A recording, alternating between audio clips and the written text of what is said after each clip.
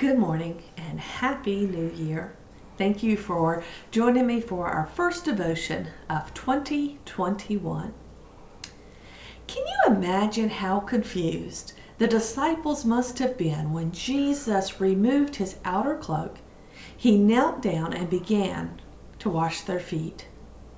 They had gathered for a celebration of the Passover meal, and a conversation over who was the greatest among them quickly turned into an argument, and Jesus reprimanded them for their selfishness and self-important attitudes. And in order to teach them a lesson, he decided that an illustration would bring his point home a lot easier. So he stood up. He removed his outer cloak.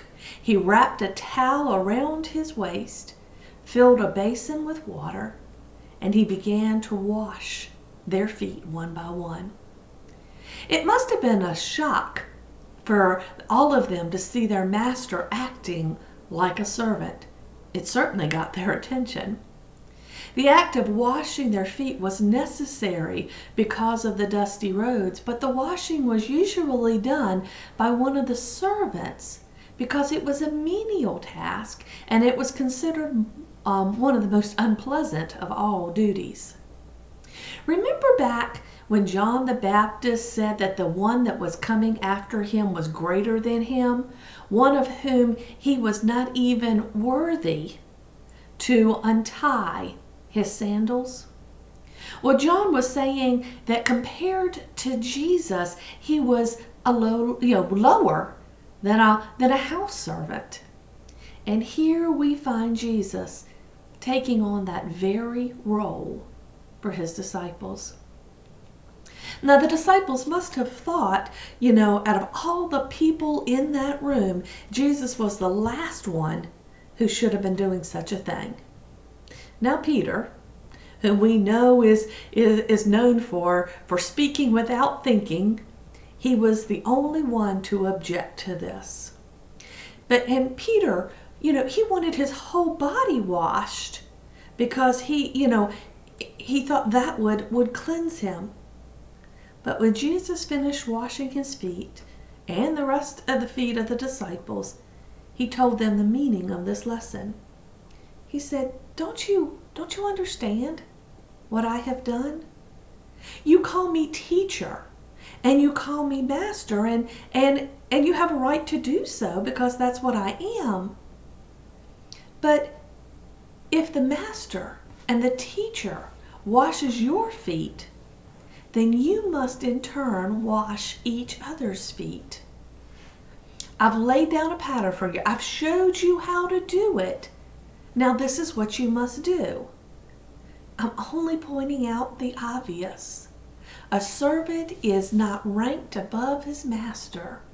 So employees, don't give orders to employers. But if you understand what I'm telling you, then act like it. And because of that, you're going to be blessed in your life. You see, by taking on the role of a servant, Jesus put a stop to the competition that was always there lingering amongst them.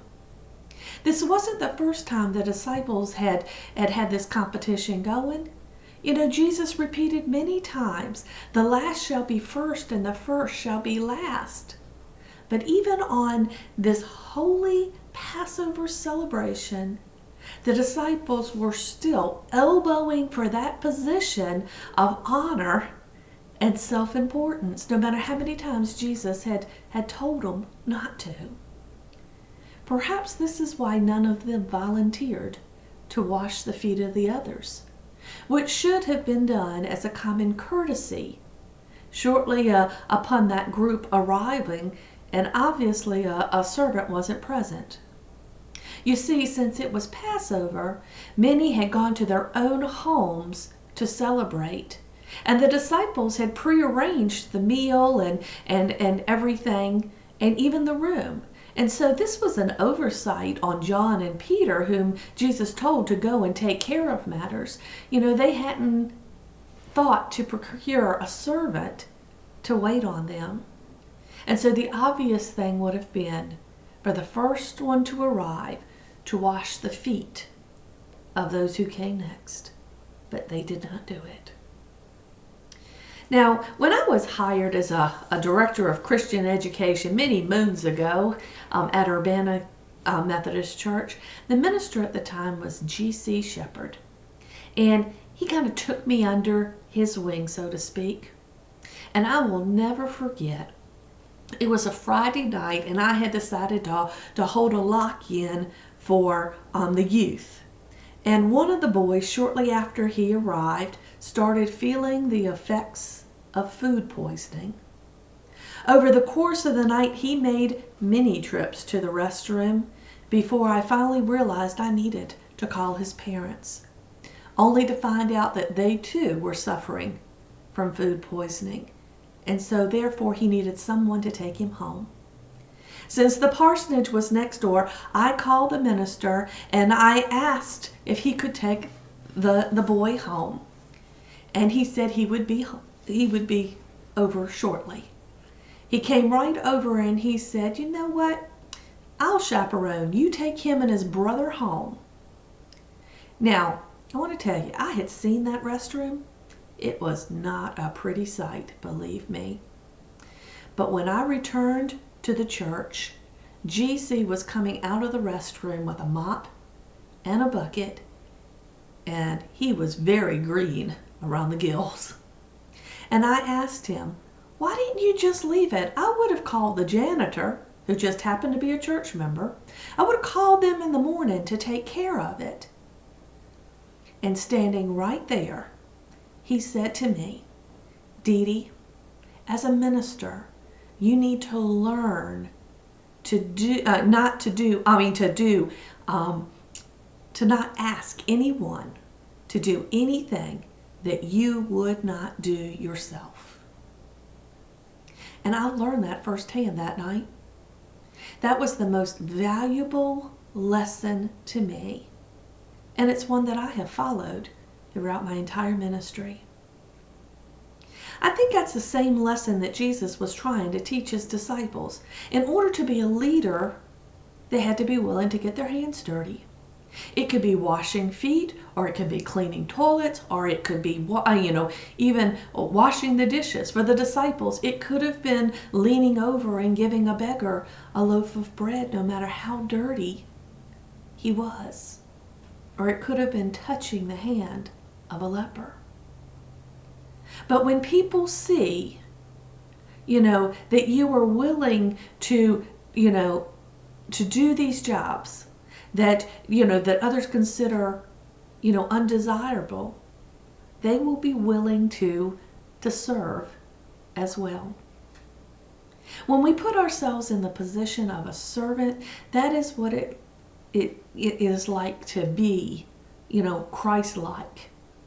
Jesus had, every right to expect the disciples to serve him, but he chose to serve them instead.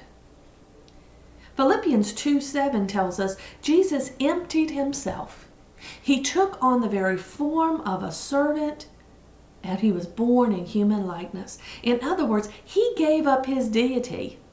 He gave up heaven for earth, and he became a human so that he could be like us in every way. He could experience the same emotions, the same temptations, the same struggles, and the same rejection that we have all felt, so he could be one of us. Now, we often think that we're suited for the bigger jobs, or the ones that, that we're not going to get our hands dirty.